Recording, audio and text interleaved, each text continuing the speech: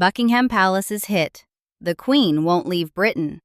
She says she is glad they have been bombed. It means she can look the East End in the face. Abroad, that same popularity is treated as a threat. She is called the most dangerous woman in Europe. Soft pastel hats. Core of steel.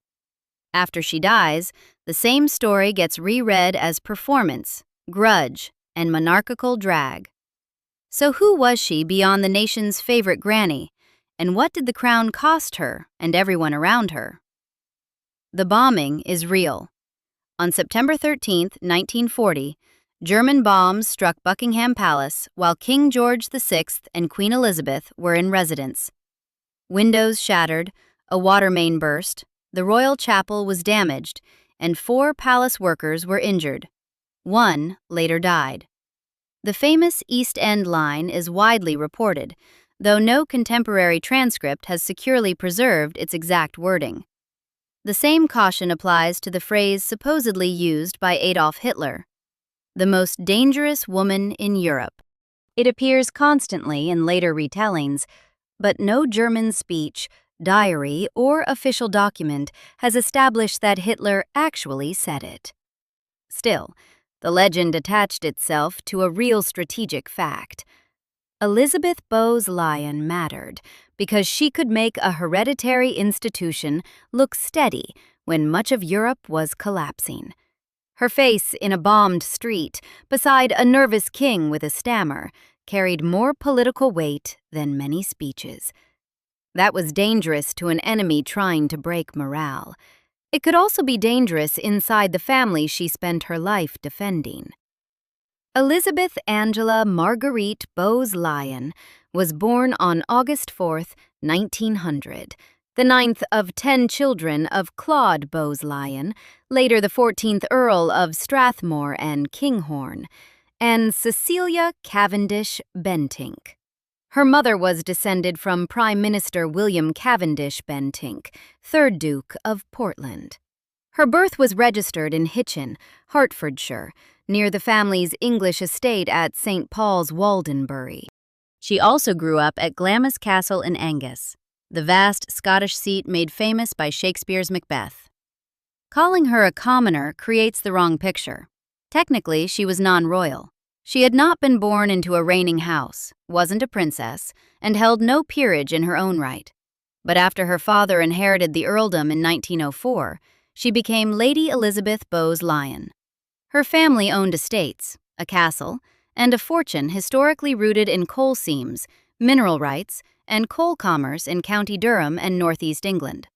An ancestor, George Bowes, born in 1701, had been one of the most powerful coal proprietors in Britain, deeply embedded in the London coal trade. That wealth had entered the Lyon line through marriage in the 18th century, and by Elizabeth's childhood, it had become the financial bedrock of Glamis itself. She was outside the royal family, not outside the ruling class. The popular line that she was the first non-royal bride to marry a future British monarch in 400 years is too neat to survive scrutiny.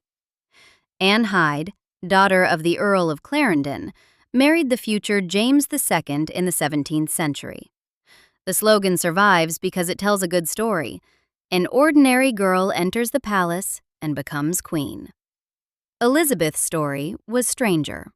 A woman born into old privilege feared that palace more than she coveted it. Her first real encounter with national crisis came before she was old enough to vote.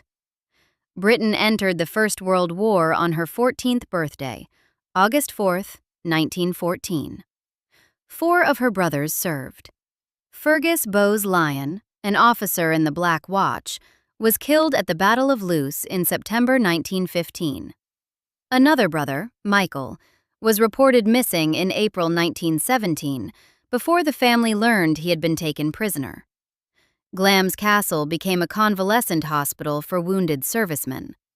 Elizabeth helped with patients' welfare and morale. The work wasn't glamorous. It meant recovering men in rooms built for aristocratic guests. An ancient house turned into part of the war machine. One of the soldiers she treated wrote in her autograph book that she should be hung in diamonds, drawn in a coach and four, and quartered in the best house in the land. It was a soldier's joke, but it captured something. She made the work feel human rather than charitable. Then, on September 16, 1916, fire broke out at Glamis. The fire itself is documented. Elizabeth was 16. Later accounts credit her with organizing help, contacting fire brigades, forming a bucket chain, and helping salvage the castle's contents. The fullest rescue stories can't be proved in detail, and there is no need to turn her into a teenage action heroine. What survives securely is enough.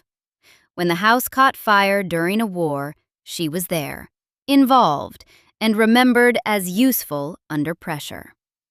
That pattern would return in 1940, on a far larger stage.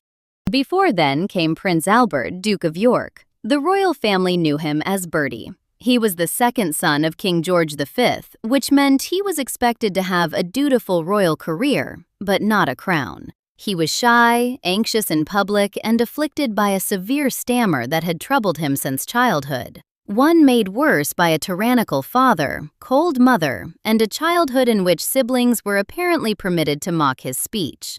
He had been forced to learn to write right-handed, despite being naturally left-handed, and that early loss of bodily autonomy said something about the world he had grown up in. Bertie met or renewed his acquaintance with Elizabeth in London society circles around 1920. He fell hard. On February 27, 1921, he proposed. She refused. He proposed again in 1922. She refused again. The strongest accounts record a third proposal in January 1923, followed by Elizabeth's acceptance on January 14th. Some later versions inflate the number to 5 proposals, but 3 is the better supported count.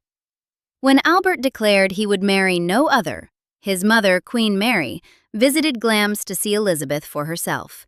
Mary became convinced that Elizabeth was the one girl who could make Bertie happy, but refused to interfere. Elizabeth's hesitation wasn't a bit of bridal theater. Biographers consistently describe a fear that marriage into the royal family would destroy her independence.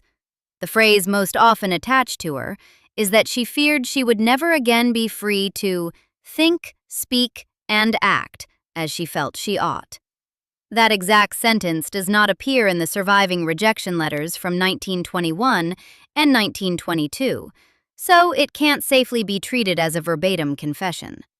But the underlying conflict is clear. She had watched the royal family up close, the formality, the ceaseless public gaze, the management of every utterance and appearance, the impossibility of stepping outside a prescribed role. She had grown up in an aristocratic household with its own codes, but it was nothing like what royal life actually required. A duchess, a princess consort, a queen, couldn't hold opinions in public, pursue friendships outside careful boundaries, express politics, or live with the spontaneity that had, by all accounts, characterized her before she married. She understood the bargain.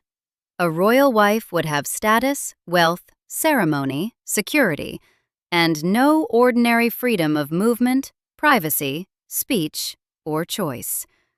Bertie didn't offer her a throne. He offered her a life beside the throne. What finally shifted her remains uncertain. She had served as bridesmaid at the wedding of Albert's sister, Princess Mary, in February 1922, which brought her into the royal orbit again. By January 1923, according to the clearest accounts, her misgivings gave way to acceptance. Perhaps she had decided that refusing the role was its own kind of entrapment. Albert wasn't going to stop. The social world around her pulled toward the match, and uncertainty was its own cage. On April 26, 1923, they married at Westminster Abbey. As she entered the church, Elizabeth placed her bouquet on the tomb of the unknown warrior in memory of Fergus. The gesture was unexpected and unprecedented. Every royal bride who followed laid her bouquet at the tomb after the ceremony, rather than before. Elizabeth started that tradition by doing it first, on impulse, on her way in. She was now Her Royal Highness the Duchess of York. In public, she was smiling, polished, and visibly more at ease than her husband. In private, she became part of the machinery that made him functional.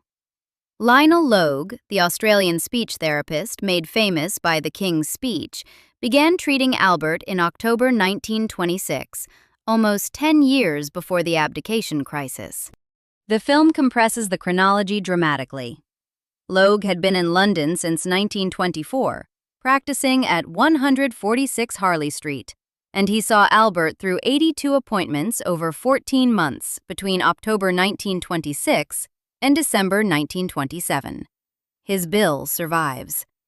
His diaries and papers, reviewed later by historians and his own descendants, show a professional relationship shaped by deference and royal protocol, not a therapist casually calling a prince Bertie while sitting in St. Edward's chair.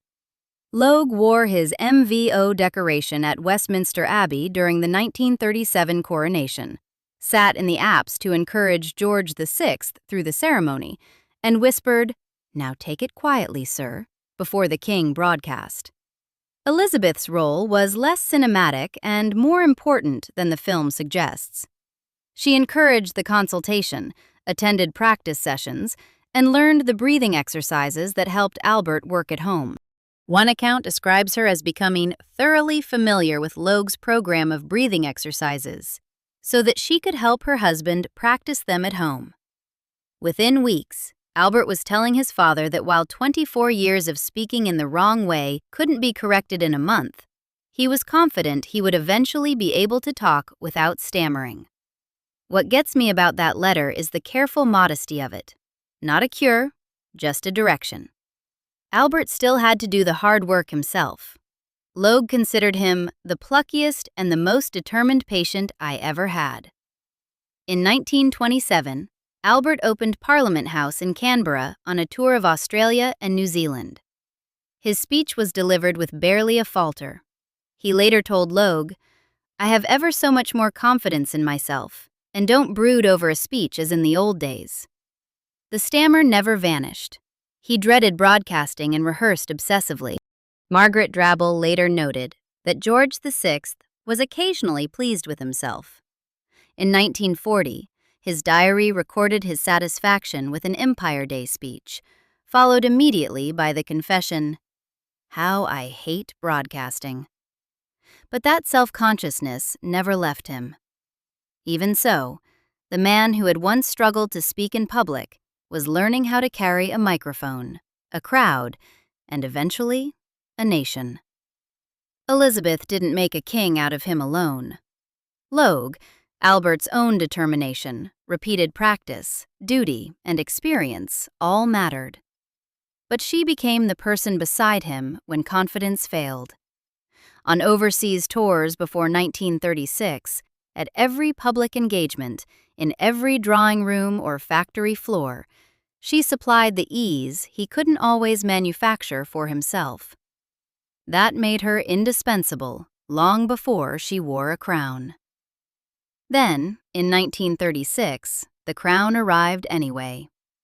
King George V died on January 20th, 1936. His eldest son became Edward VIII. Bertie, as second son, became heir presumptive.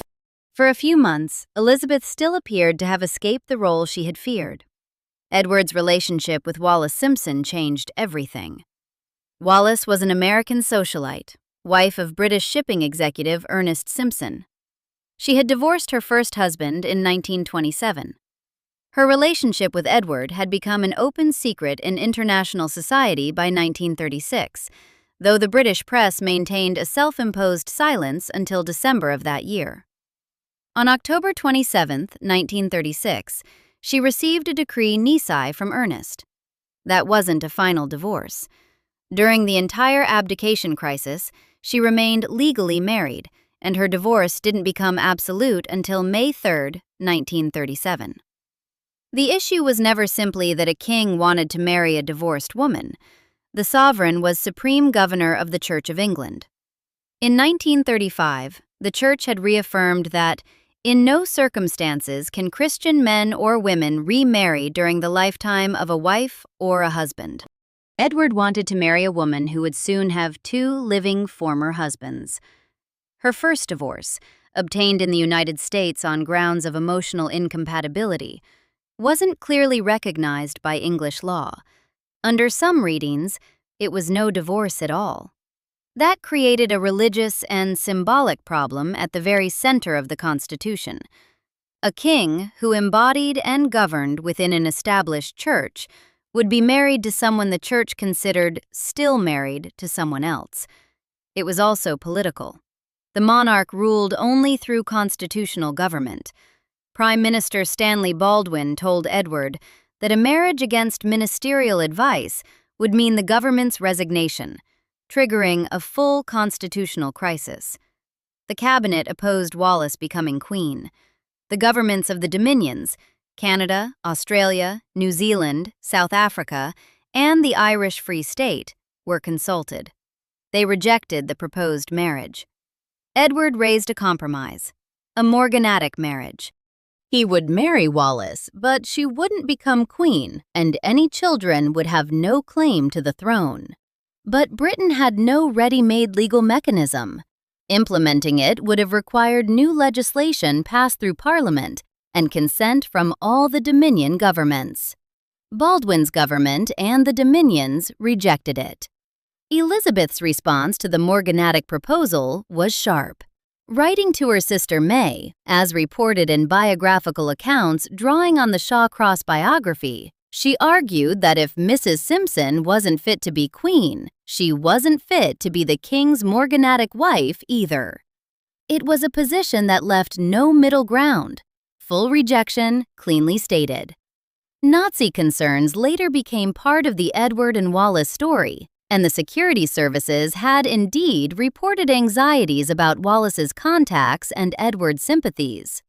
The Foreign Office obtained dispatches from the German ambassador, suggesting the marriage opposition was motivated partly by a wish to defeat Germanophile forces working through Mrs. Simpson.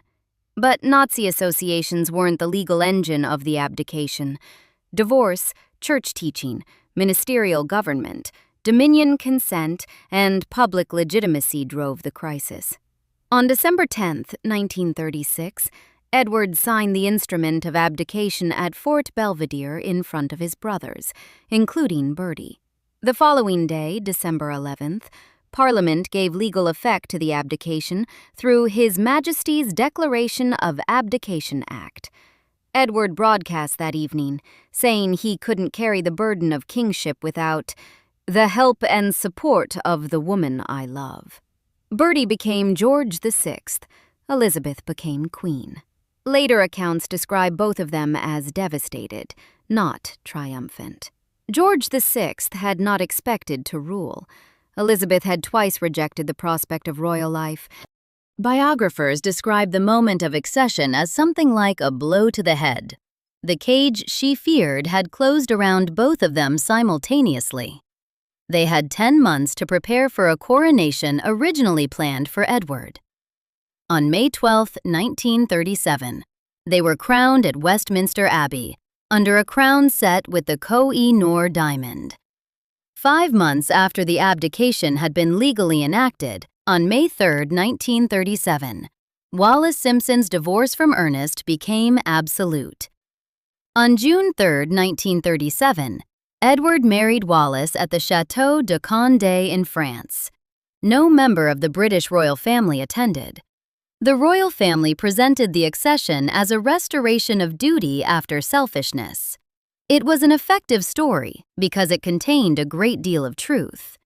What neither George VI nor Elizabeth had wanted, they now had. The only honest thing left was to be good at it. The cage she feared had closed. Her response was to become very good at living inside it. Wallis Simpson became the fixed point of Elizabeth's private anger.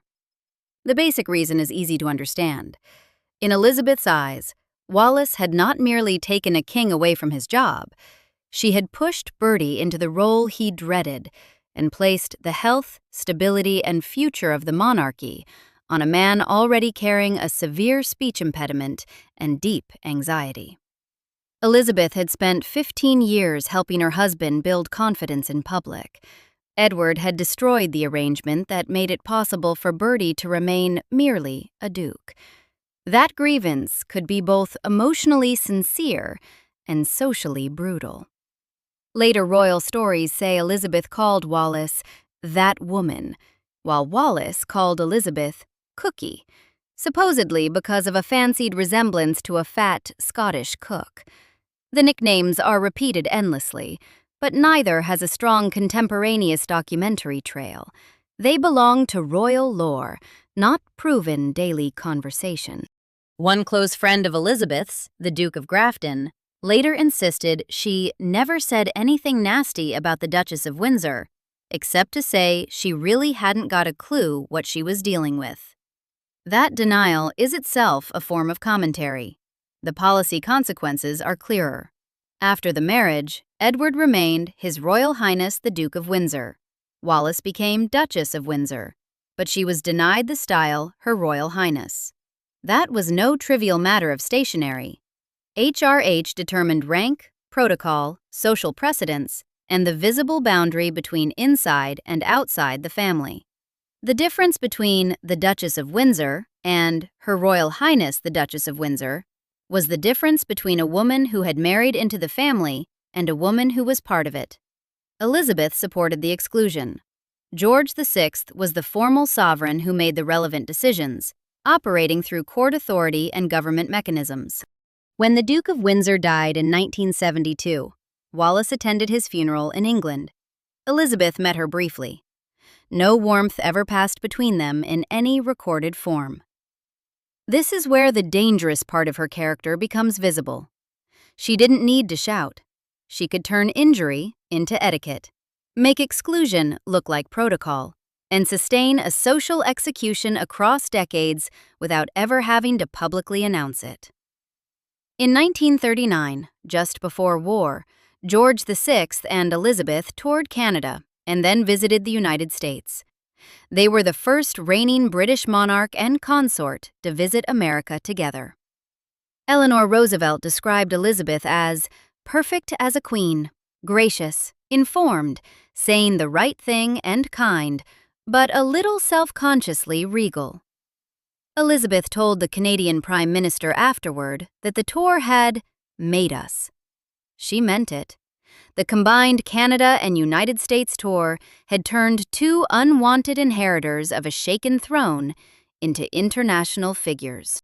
Elizabeth told the American ambassador Joseph Kennedy that active American support would strengthen Britain's position against the dictators. That wasn't the language of a woman politically asleep at the wheel. Britain declared war on Germany on September 3, 1939. George VI broadcast to the nation, his measured voice carrying nearly 13 years since Logue began treating him, and 15 years of Elizabeth's steadiness. The royal family now faced a decision with enormous symbolic value. Government figures suggested that Princesses Elizabeth and Margaret might be sent abroad, perhaps to Canada. The King and Queen refused. A reported version of Elizabeth's response became another famous wartime line. "The children won't go without me. I won't leave the king, and the king will never leave." The exact wording varies across accounts. The decision does not. The princesses stayed in Britain, largely at Windsor Castle during the worst of the bombing. The king and queen remained visible in London throughout the war, traveling across the country to visit military units, factories, hospitals, bomb sites, and districts struck by the Luftwaffe. Their visits included the East End near London's docks, South Wales, blitzed cities in the Midlands and the North, and military sites across Britain. Their public role wasn't improvised. Palace staff and the Ministry of Information organized wartime visits, broadcast appearances, photographs, and press coverage. Academic analysis of the period describes their wartime appearances as planned and managed through royal and governmental channels. That is what a constitutional monarchy does in war. It turns presence into morale. Performance does not mean fraud. Those are different things, and Elizabeth's wartime story only makes sense if they are held apart. Her clothes were part of that performance. Her principal couturier, Norman Hartnell, used bright, gentle colors and deliberately avoided black. Later accounts describe the effect as representing a rainbow of hope. She continued to wear formal clothes when visiting damaged areas because, as she reportedly explained, people who came to see her had made an effort with their own appearance, and she believed she should do the same. The wardrobe carried a message: this isn't a country lying down. The early visits weren't universally warm. Some EastEnders resented what they saw: an expensively dressed woman in a damaged street, a crown that expected gratitude from people who had lost everything overnight. Class tension was real, and no single hat could dissolve it. Some accounts describe rubbish thrown and crowds jeering, though those precise incidents are harder to pin down than the general atmosphere of resentment. Elizabeth kept coming back. On September 13th, 1940, at about 11 in the morning, a German raider attacked Buckingham Palace during one of 3 daylight raids on London. The explosions ruptured a water main, shattered windows on the southern and western sides, and lacerated the interior of the royal chapel. George VI and Elizabeth were inside. In her letter to Queen Mary, a letter preserved in the Royal Collection's archives, Elizabeth recalled hearing the unmistakable whir of an aircraft, then the scream of a bomb. She'd been trying to remove a piece of grit from the king's eye when they heard the diving aircraft, and, before anything else could be said, there was the noise of aircraft diving at great speed, and then the scream of a bomb. She and the king had time, she wrote, only to look foolishly at each other before the blast hit the quadrangle. George's diary placed bombs about 30 yards away. That is the hard evidence beneath the legend. They were there. The palace was hit. They went to the shelter. They later inspected the damage alongside Winston Churchill. The chapel was wrecked. Workers had been injured. One died. They went to the East End. The bombing didn't make Elizabeth equivalent to civilians who slept night after night in tube stations, lost children, or watched whole streets burn. Their exposure was real and brief. A working family's exposure was unending. But the bombing changed the visual politics of the war.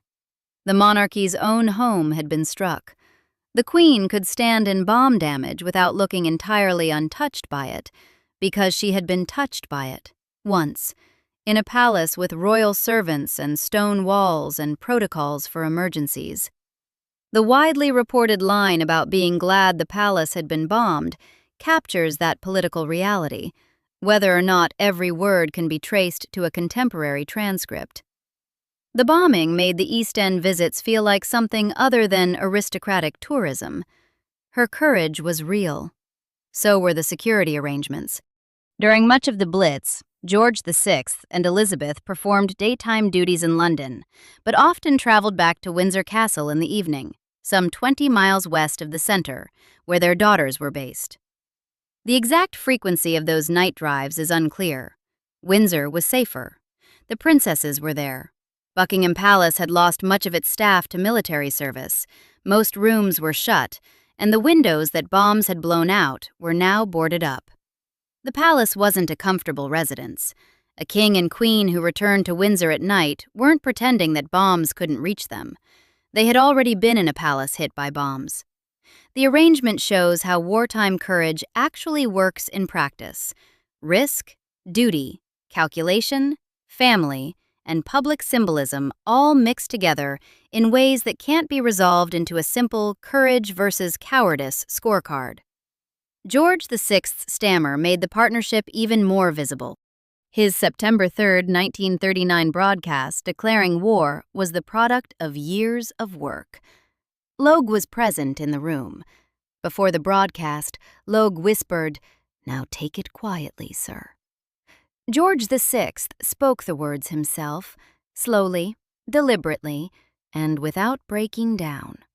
Elizabeth had spent more than a decade helping him build the confidence required to do it. A nervous second son had become the voice of a country at war. His wife had become the face beside him. That is why the later Hitler phrase endured, even without proof that Hitler said it. It was an attempt to explain a visible truth. Elizabeth's public popularity had become an asset in the conflict with Nazi Germany. French Prime Minister Édouard Daladier offered a darker version of the same assessment, calling her an excessively ambitious young woman who would be ready to sacrifice every other country in the world so that she may remain queen. That reads as hostile, but it also grants her extraordinary political weight. War didn't turn her into a Democrat. It turned her into a more effective monarch. George VI's health declined after 1945. He had smoked heavily for years. In September 1951, he underwent surgery for lung cancer. A lung was removed. He appeared to recover enough to continue some duties, but he never fully regained his strength. In January 1952, Elizabeth and their daughters fulfilled several of his public engagements in his place. On January 31, 1952, against medical advice, he traveled to London Airport to see Princess Elizabeth and Prince Philip leave on a Commonwealth tour. It was the last time he appeared in public.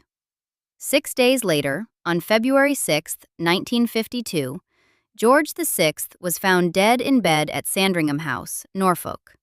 He was 56. The official announcement said he had died from a coronary thrombosis in his sleep. He had spent the previous day shooting hares at Sandringham. The Daily Mirror the following morning wrote, "This was, by any standards, anywhere, a good man." Elizabeth had been queen for 15 years. She was now 51, widowed, and mother to a new sovereign. Her elder daughter became Queen Elizabeth II immediately on George's death. Princess Elizabeth was in Kenya when she heard the news and came home as a different person than the one who had left. The title problem was obvious. Britain couldn't comfortably have two senior women known simply as Queen Elizabeth. George VI's widow became Queen Elizabeth, the Queen Mother.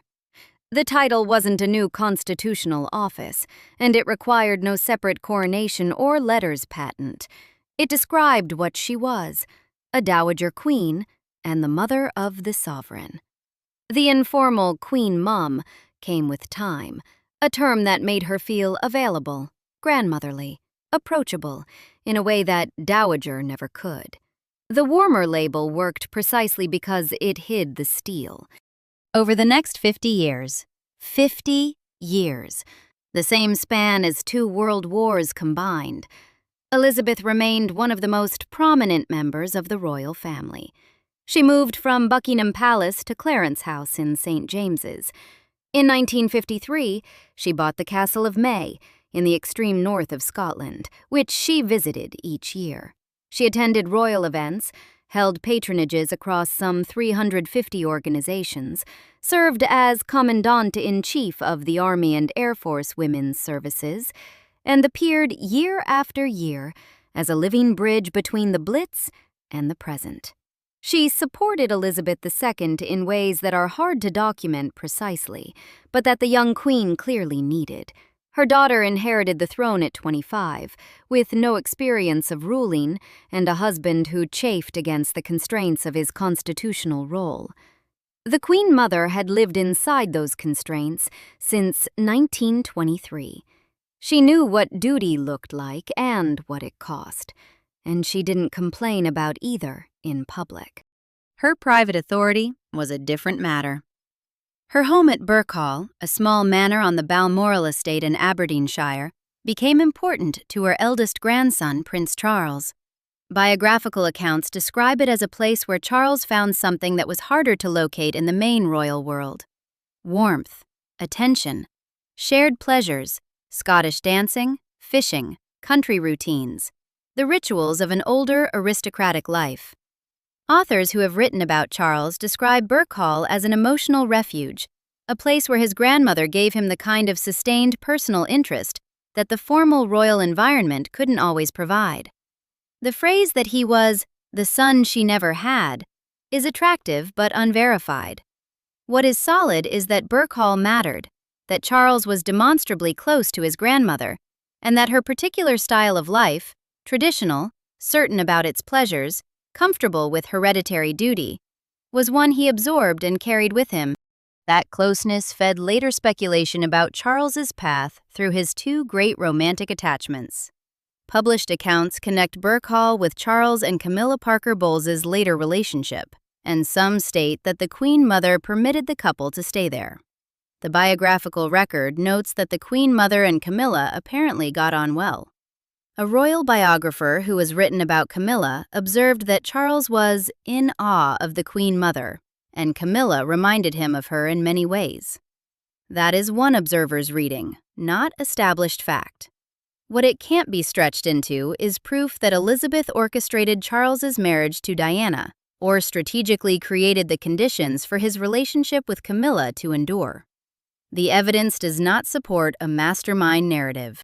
What it does support is a woman who exercised influence through approval, sanctuary, and a particular vision of what royal life should look and feel like, and whose grandson found that vision more sustaining than the institutions around him. The same discipline that shaped her relationship with Wallace shaped her relationship with Charles. She wasn't cruel. She simply had a settled view of what duty required and what the family owed the monarchy. And she communicated it through presence, warmth, and the occasional Burke Hall afternoon, rather than through policy memos. The long Queen Mother era also contained a moral problem that later generations couldn't overlook. Two of Elizabeth's nieces, Nerissa and Catherine Bowes-Lyon, were daughters of her brother John, known as Jock. Both women had intellectual disabilities. In 1941, they were placed in Royal Earlswood Hospital, an institution in Surrey that had been established in the mid-19th century as an asylum for the mentally deficient. Nerissa died there in 1986. Catherine died in 2014. The scandal emerged in stages. Burke's Peerage, the authoritative guide to the British aristocracy, incorrectly listed both women as dead in its 1963 edition, when both were still alive and institutionalized. When the error was exposed in later reporting, it raised immediate questions about family knowledge and family contact. Reports also found that Nerissa's grave had initially been marked only with a plastic hospital tag rather than a permanent headstone. Later attention brought a proper headstone. Those facts are serious. A family that valued discretion, hereditary dignity, and the management of image had allowed two relatives with disabilities to vanish from the public record, not just from public life, but from the public record of the living. The false Burke's entries raise the question of how incorrect information had been supplied or left uncorrected. What can't be securely proved is exactly what Elizabeth knew, when she knew it, whether she visited, whether she approved the institutionalization, or whether she had any role in the false Burke's entries. Family representatives later attributed the erroneous entries to a clerical error. The available evidence does not resolve that claim one way or another. The case shouldn't be converted into a settled personal verdict on Elizabeth herself. The evidence won't bear it, and converting moral outrage into a false certainty disrespects the complexity of how disability was treated in 1941 Britain, where institutionalization was standard medical and social practice across all class lines, including among families who genuinely believed it was the right and kind thing to do. But the case belongs in her story. The Queen Mother's public image rested on family warmth, continuity, and care. The Bowes-Lyon cousins reveal how selective those ideals could become in a world that valued reputation, hereditary propriety, and the management of difference. The same institutional culture that made her wartime image so effective also made it easy to render two women invisible. There are also allegations about Elizabeth's private attitudes toward race and class. Her class assumptions require no anonymous former servant to establish. She was born into an earl's family, raised in a castle, and spent her adult life inside an institution built on rank, ceremony, and inherited authority. The assumptions that environment produced weren't unusual for their time and class. They weren't benign either. Specific racist remarks attributed to attendants or staff are much weaker. The available record does not provide reliable primary documents or clear contemporaneous testimony for quotations attached to her name. They shouldn't be repeated as established fact. The wider point does not need them. Elizabeth was formed by Edwardian aristocratic culture, imperial, hierarchical, intensely conscious of social position, and comfortable with servants, deference, and arrangements of power that would have looked archaic to most of her subjects long before she died. So did money.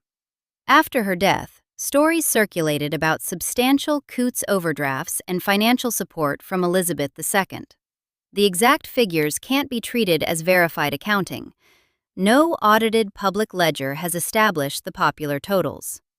What is certain is that the Queen Mother maintained several residences, including Clarence House, Royal Lodge at Windsor, the Castle of May, and Birk Hall, ran a large royal household, kept racehorses as a leading owner of steeplechasers, and sustained the lifestyle and tastes of a woman who had never had to consider ordinary budgeting.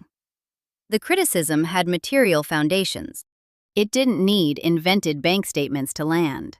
During her lifetime, much of this barely dented her popularity.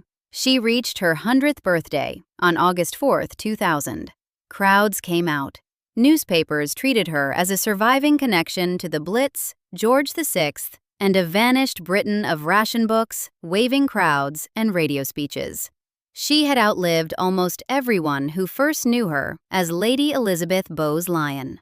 Her death came at Royal Lodge, Windsor, on March 30, 2002, aged 101 years and 238 days. Princess Margaret had died only 7 weeks earlier. The mourning was enormous. Crowds filed past her coffin in Westminster Hall for days. Her funeral at Westminster Abbey on April 9th drew leaders from across Britain and the Commonwealth. She was buried beside George VI in the King George VI Memorial Chapel at St. George's Chapel, Windsor.